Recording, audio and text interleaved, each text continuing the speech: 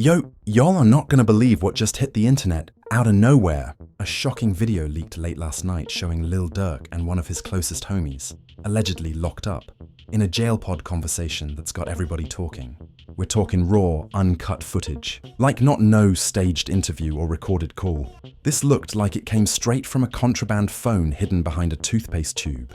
And what was said in that clip? Man, it done flipped the whole culture upside down, from secret ops in the industry to rumors of someone in his circle being a snitch. Durk is seen pacing back and forth in that cell, like a man with the weight of the world on his shoulders.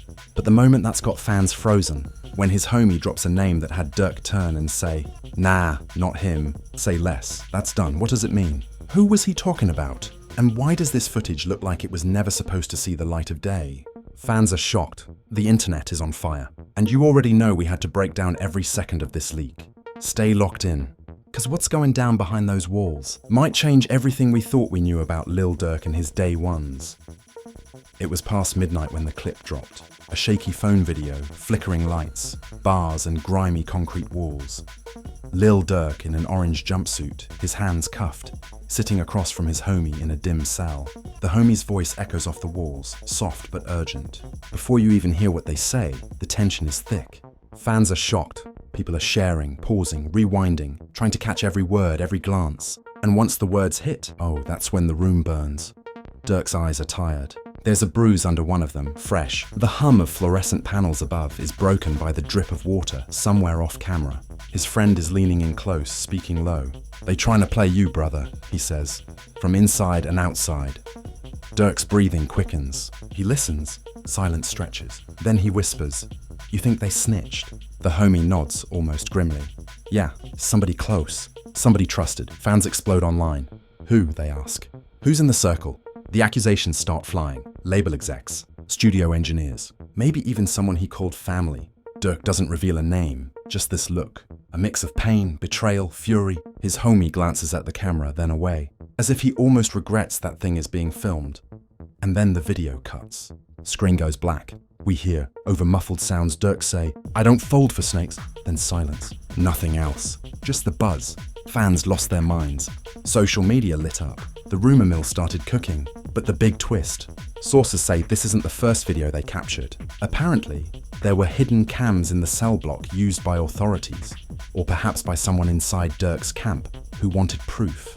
Something to hold up later. Someone who wanted insurance. And that's where the betrayal gets deeper. According to one insider who claims to have seen the full feed, Durk was being watched. Every conversation logged. Friends, enemies, midnight phone smuggled messages, all observed. His homie tells him in the video, "Bro, they got receipts. Recorded all of it when you thought you was alone." Durk's face drops. He looks away. One could almost see the gears turning. Who? How? When? Meanwhile, outside the prison, the reaction is chaotic. Durk's mother calls his manager. They want answers. Family is left divided. Some believe the footage is fake, deep fake or edited. Others say it couldn't be staged. The bruise under his eye seems real. Emotional stakes skyrocket. This is more than legal trouble. This is personal. Lil Durk's publicist drops a statement. "We are aware of the video. Investigating authenticity and source. No further comments at this time." Fans are unsatisfied. Many accuse the publicist of stalling. "What are you hiding?" One fan writes. "If Durk's innocent, let us see the full video." Trending tags emerge. Chum free Durk, Chanshin who is the mole, Chum behind bars footage. The internet divides. Loyal fans defending, skeptics doubting, media vultures circling. But then comes the first dramatic twist. The homie in that cell is more than just a friend. His name is leaked, Jermaine. Jersey homie from Durk's earliest mixtape days. Not just a homie, but someone Durk once called a brother. People who know Jermaine say they haven't heard from him in months. That makes the betrayal sting harder. Jermaine's family hears the leak and goes live on a small community radio. Durk's little sister, trembling voice. "Jermaine been like family. If he did this, I don't know how to believe anything anymore." Emotions ran high. The family was left divided. Some still trust Jermaine. Others think he's a traitor. Rumors swirl he was promised something. Money, freedom, protection, in exchange for that footage. But also whispers that he had no choice. That pressure in these walls is intense. In the cell, Durk doesn't raise his voice. He doesn't yell. But the pain cuts through. He asks Jermaine, You did this for them? Jermaine hesitates. They just want to control the narrative, he replies. They pay people inside, cameras. They listen when you think nobody hears. Durk stares at him. Silence grows heavy. The tension is almost unbearable. Jermaine's eyes flicker. Guilt or fear? Maybe both.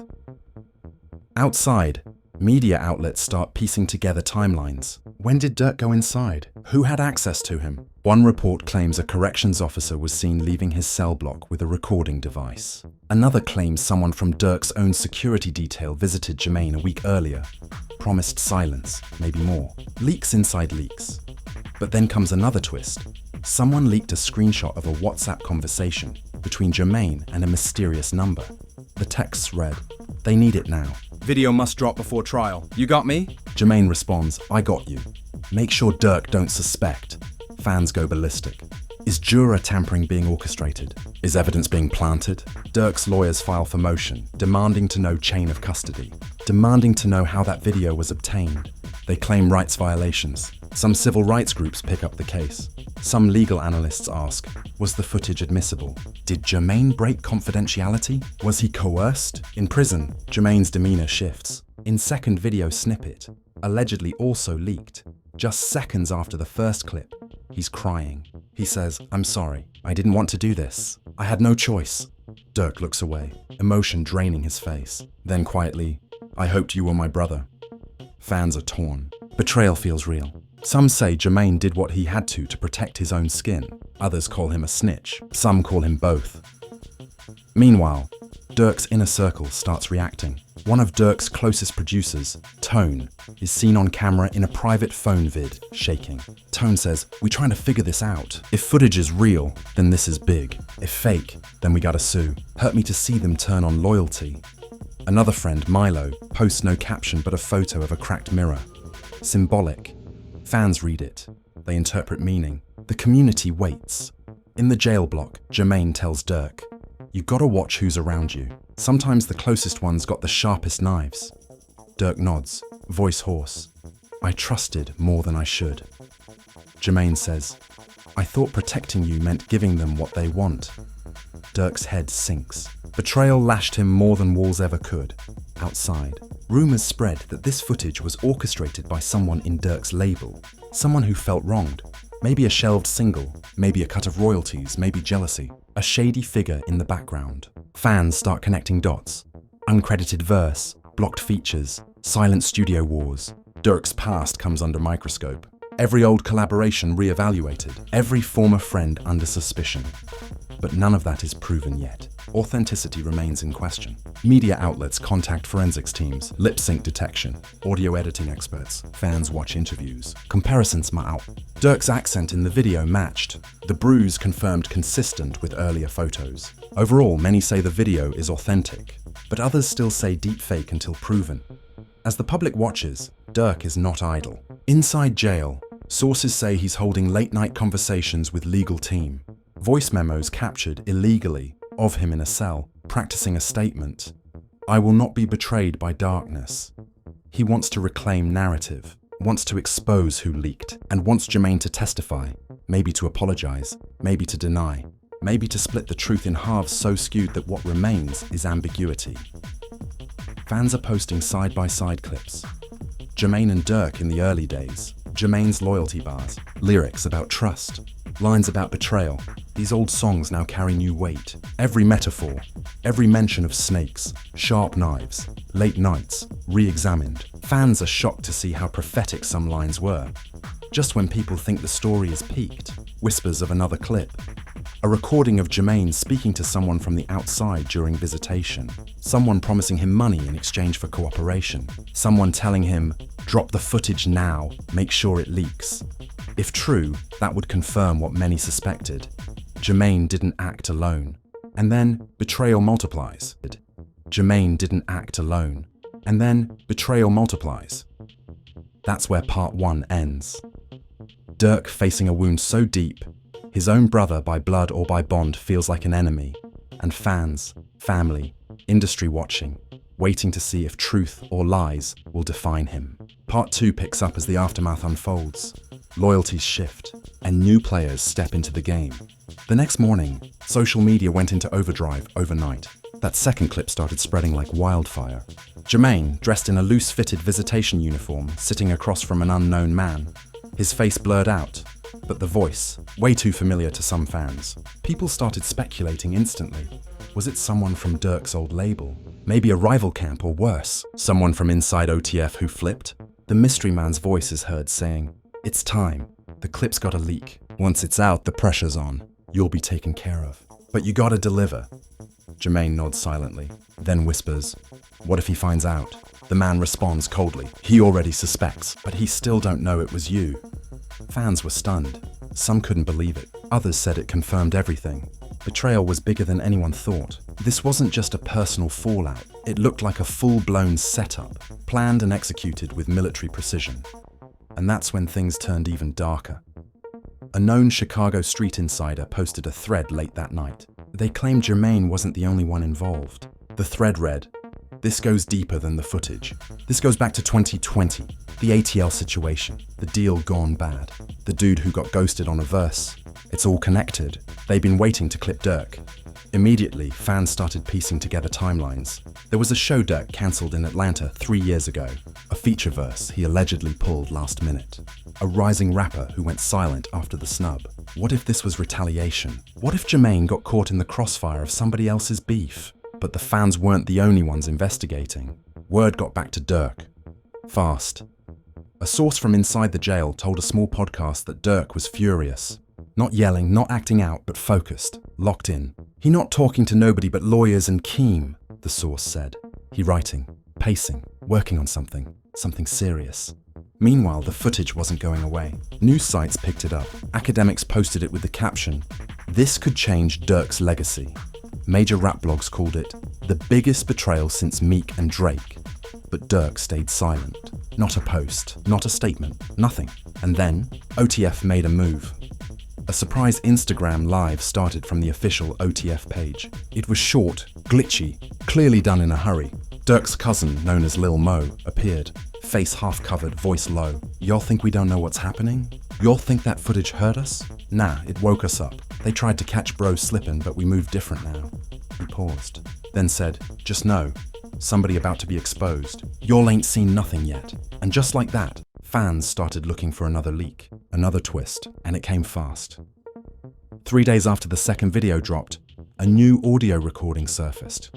This time of Jermaine on a call with someone from a private number. Again, the voice was blurred with a filter, but the desperation in Jermaine's voice was raw. "I ain't trying to burn all this down," he said. "I just thought they'd protect me after. But now it's quiet. Nobody answering. They said I'd be out by now. They lied. The clip was short, but it revealed everything. Jermaine had been used. The man who convinced him to leak the video had now vanished. No protection, no payout, no plan. And now Jermaine was stuck in a cell with a target on his back. Fans who once called Jermaine a traitor now felt conflicted. Had he been manipulated? Was he just a pawn in a much bigger game? But Durk, he hadn't forgotten. And he hadn't forgiven. An exclusive update from a Chicago journalist revealed that Durk had begun compiling a memoir behind bars, a handwritten, deeply personal account of everything, from the early OTF days to the rise of fame to the betrayal. The reporter claimed Durk's journal was already 90 pages long, and the title, Throat of the Snake. One entry read, "They always smile before they bite. The ones you feed the most, always the first to starve you." That line alone went viral. Even rappers started reacting. Lil Baby commented, "That line hit too hard." G Herbo reposted it with snake emojis. Kodak Black tweeted, "These boys ain't built for loyalty. All clout, no code." But not everyone was siding with Durk. Some rival rappers used the opportunity to take shots. A mysterious burner account posted a story. "Don't cry when the mirrors crack. Maybe you cut yourself." Fans were quick to connect it to rappers who had past tension with OTF. The lines between art, real life, and war were blurring fast. Inside, Jermaine was reportedly moved to protective custody after an altercation in the yard. Sources say he was confronted by another inmate connected to OTF affiliates. Jermaine refused medical attention but was visibly shaken. In a rare moment caught by security cameras, he was seen praying alone in his cell, whispering over and over, "I ain't mean for it to go this far." And here's where another twist came in, because while all this unfolded, Durk's actual case was starting to heat up. Prosecutors submitted the leaked footage as potential evidence of conspiracy, but Durk's team struck back, filing a motion to dismiss the video as illegal surveillance and inadmissible under Illinois privacy laws. In a shocking turn, a retired judge went live on a legal podcast and said, "This footage could either make or break him. If it gets tossed, Durk walks cleaner. If it stays, even without a confession, it paints a picture the jury can't ignore." The stakes couldn't be higher. And fans, they're divided more than ever. Some think Durk should forgive Jermaine. He was just a scared man in a tough spot. Others say betrayal at that level don't deserve peace. Many are asking the real question: who is the man behind the setup? Because whoever made Jermaine drop that footage is still in the shadows. It was a rainy night when the world heard from Lil Durk for the first time since the footage leaked. Nobody expected it. No press release, no lawyer's statement, no manager hinting anything. Just a sudden voice memo uploaded to an encrypted fan page that was originally used to leak unreleased verses years ago. But this time, it wasn't music, it was a message. Raw, unfiltered, voice cracking with emotion, but steady like a man who had finally accepted war. "You all seen what they did?" the voice started. "You seen how they moved? That wasn't no accident, that was designed." The voice memo lasted just under 3 minutes. In it, Durk didn't name Jermaine. He didn't shout out enemies or accuse anyone directly. But what he did say, it hit different. "They tried to break me from the inside, made a brother betray me, made the world question me. But when I get out, you're gonna hear the truth loud and clear. And the ones that played in the dark, I'm bringing them to light." Fans were stunned. Some cried. Others called it the most vulnerable Durk had ever been. It wasn't a diss track. It wasn't a flex. It was the sound of a man stripped of everything except his truth. And that truth was getting more dangerous by the minute. The next twist came from a new character. Sean, an ex-label assistant who had previously worked under one of Durk's distribution partners. In a bombshell podcast interview, Sean claimed that not only was the leaked footage orchestrated, but there was a pay-to-play scheme behind it involving powerful industry figures. "Look, I saw the invoices," Sean said. They paid someone close to him to let the footage accidentally leak. They thought it would give them leverage in a publishing deal. And now they're panicking because it blew up too big. When asked who they were, Sean wouldn't name names. But he did say, "Check who benefits if Durk loses his masters. Follow the money." Within hours, fans were digging deep. Contracts, old label partnerships, who had stakes in what, who disappeared from Durk's circle after 2021. Names started trending, some legit, some false, but the smoke was too thick to ignore. Meanwhile, Jermaine, he had gone ghost.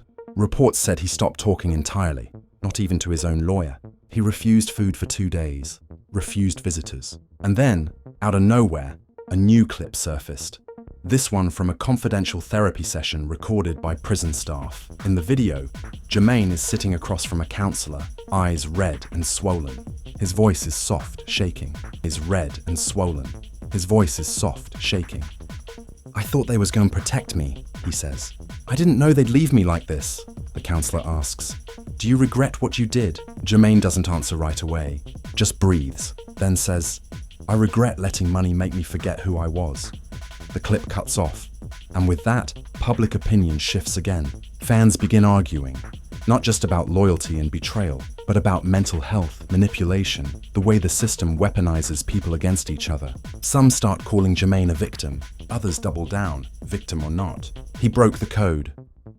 But it was the next move from Durk that turned the entire story upside down.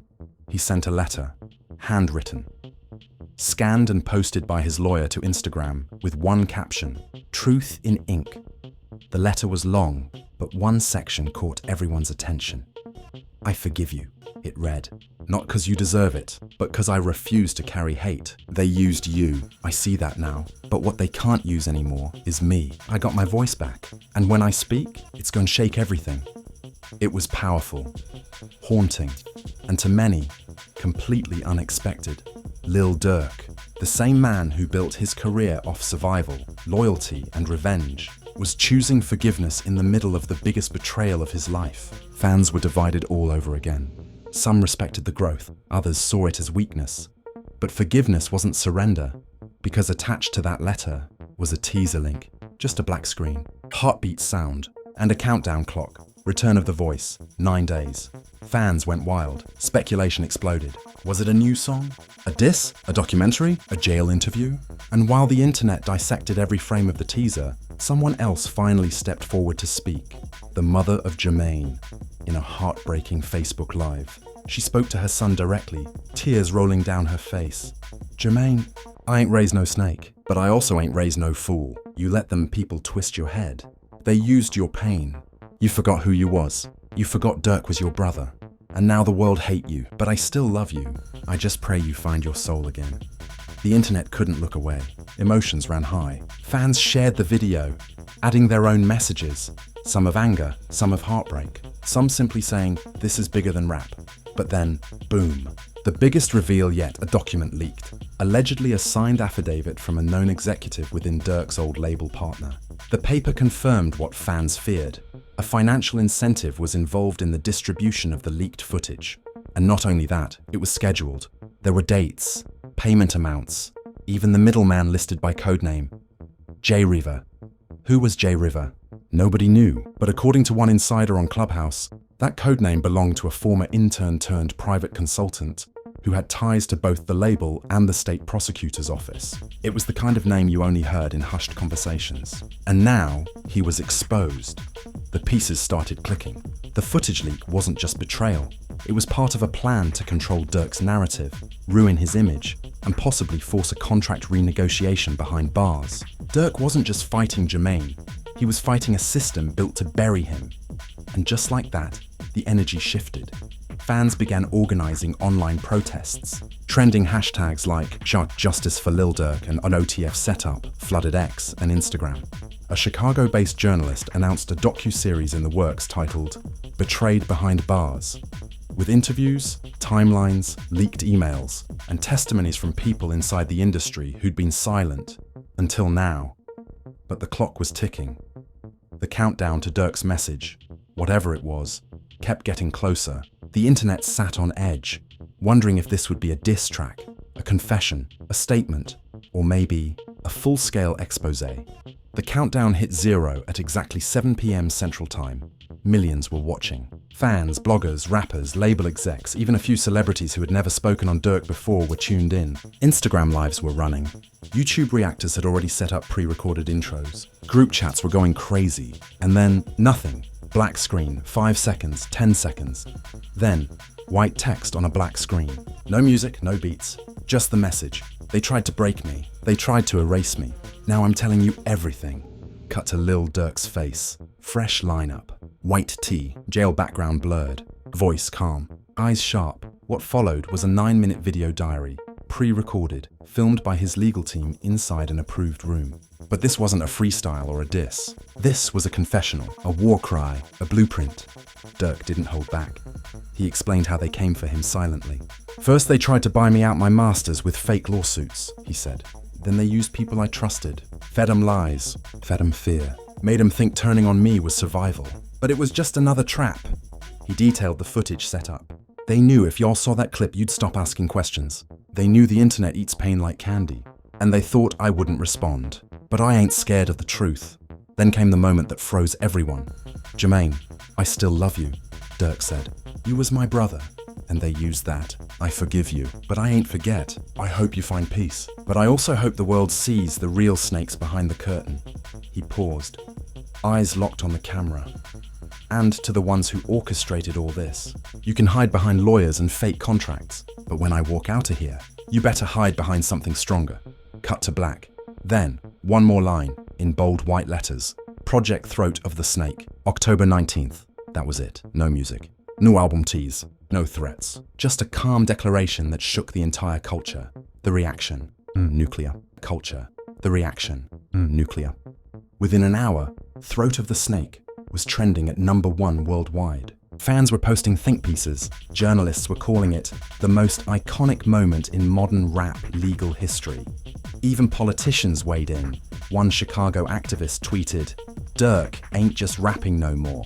He exposing industry crimes in real time." Jermaine, however, was now completely isolated, word, from his lawyer's assistant. claimed that Jermaine requested to be transferred. Out of state for mental and physical safety, multiple OTF affiliates were reportedly inside his facility. There were rumors he'd been jumped, though officials denied it. Fans weren't convinced. Meanwhile, one of Durk's former managers, who had gone ghost for over a year, came forward with a shocking revelation. In a blog interview, the ex-manager, known as Will G, said he warned Durk in 2022 about Jermaine being approached by label reps and private industry fixers. They was grooming him, Will G said, flying him out, paying for lawyers, all under the table. Durk ain't want to believe it at first. He thought Jermaine was solid, but that's how they get you, through love. Will G also dropped receipts, emails, meeting invites, even a hidden camera clip from a dinner where Jermaine is seen sitting across from two suits, looking nervous, signing a document. It was the smoking gun. Blogs started posting side-by-side clips, Jermaine's shaky voice in the jail video, and his silent nods at that dinner meeting. Fans drew their own conclusions, and while some held on to sympathy, others turned ice cold. And then came the final twist. A burner Twitter account dropped a document dump, screenshots, audio clips, and a private wiretap from an alleged conversation between the mysterious middleman known as J-River and a corporate attorney. In the clip, J-River says, "We don't need a conviction. We just need a collapse. Leak it, spin it, let public opinion do the rest." Fans were shook. This wasn't just industry beef. This was psychological warfare. Durk wasn't just a target. He was a test case. They wanted to see if destroying a rapper's reputation could dismantle his independence, ownership, and control, all without going to court. And almost, they succeeded. But now, the game was changing. Since the release of his video, Durk's legal team filed motions to subpoena financial records from the execs named in Will G's leaks. A new judge was assigned to the case. Independent watchdog groups started circling. Artists began speaking out. Cardi B tweeted, "This why I stay paranoid in this business. Snakes don't always hiss. Sometimes they just shake your hand." Meek Mill posted, "This how they did us." Every artist got a story. Durk just had the camera on when it happened. A Rolling Stone journalist confirmed a full investigation had been launched into the leaked footage. Jermaine might be offered a deal if he testified, but at this point, his silence was deafening. As for Durk, the message had been sent. No diss tracks, no clout chasing, just one phrase that echoed louder than all the noise. "I forgive you, but I ain't forget." The world watched as a man tried to be buried by betrayal, by corruption, by his own brother, and somehow still stood up and took control of the narrative. And that's how part 4 ends. A cultural earthquake triggered from a cell, shaking foundations built on lies, exposing industry secrets, and redefining what survival in rap truly means. But even after all of this, one question remains. When Durk walks out of that cell, what will he do next? Will he go silent forever? Or will he finally show the world what the Throat of the Snake project really is? The answers are coming, but only the streets will decide if they're ready for them. And now, here we are. After all the chaos, the leaks, the heartbreak, and the mind games, left with nothing but questions, silence, and a ticking clock. Lil Durk stood tall through one of the wildest betrayals the rap game has ever witnessed. His own brother figure, Jermaine, caught between fear, manipulation, and money. Industry snakes playing chess with real lives. Labels pulling strings like puppet masters in the dark. And through it all, Durk never folded. He didn't cry for sympathy. He didn't play the victim. He delivered a message so cold, so calm, it sent chills through every corner of the culture. But let's be real. What happens now? Will Jermaine ever speak again? Or is he gone for good? Lost in a system that used him and tossed him away? Will J-River be exposed and dragged into the light? And what is Throat of the Snake really going to reveal when it drops? We're talking about an artist turning his pain into a movement. And if what Durk said is true, then this ain't just a redemption arc. It's a revolution waiting to explode. So what do you think? Was Jermaine a victim or a villain? Was this all part of a bigger plan to destroy Durk's legacy? And are we finally seeing the rap game's deepest secrets unravel? Drop your thoughts in the comments right now. We want to hear from you. Every theory, every emotion, every wild guess. Make sure you hit that like button, subscribe to the channel, and turn those post notifications on, because when that next video drops, you already know we're diving even deeper. This story ain't over. Not by a long shot. Stay tuned. Stay woke, and remember, in this game, loyalty is rare, but But betrayal? Betrayal is always watching. Betrayal is always watching.